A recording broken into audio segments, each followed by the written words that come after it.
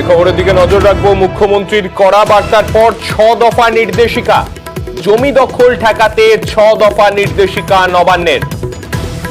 কি বলা হয়েছে এই নির্দেশিকায় জানবো, আমাদের প্রতিনিধি সোমরাজ রয়েছেন আমাদের সঙ্গে। সোমরাজ, দেখো, গতকালই আমরা দেখেছিলাম যে মুখ্যমন্ত্রী মমতা বন্দ্যোপাধ্যায় কড়া বার্তা দিয়েছিলেন সরকারি জমি দখলদারি রুখতে, এবং তারপরেই মূলত রাজ্য সরকারের তরফে 6 দফার নির্দেশিকা দেওয়া হলো।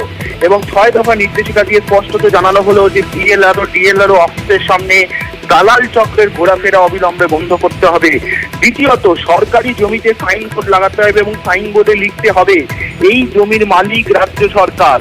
তৃতীয়ত, কিছুদিন অন্তর অন্তর নিয়মিত সরকারি জমি পরিদর্শন করতে হবে আধিকারিকদের, এবং পরিদর্শনের সময় প্রতিনিয়ত জমি ও জলাশয়ের বিভিন্ন ছবি বিভিন্ন অ্যাঙ্গেলে তুলে রাখতে হবে।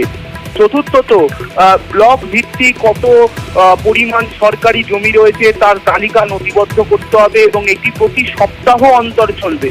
অর্থাৎ এই 6 দফা গাইডলাইন কার্যত কড়া মনোভাবে নবান্নের তরফে দেওয়া হয়েছে বিভিন্ন জেলাশাসক এডিএম ল্যান্ডকে বলেই নবান্ন সূত্রে খবর। গতকাল মুখ্যমন্ত্রী মমতা বন্দ্যোপাধ্যায় সরকারি জমি দখল মুক্ত করতে কড়া বার্তা দিয়েছিলেন, এবং তারপরেই রাজ্যের ভূমি ও ভূমি রাজস্ব দপ্তরের তরফে এই 6 দফা নির্দেশিকা বিভিন্ন জেলাশাসক ও এডিএম ল্যান্ডে পাঠানো হয়েছে বলেই নবান্ন সূত্রে খবর। বেশ, ধন্যবাদ।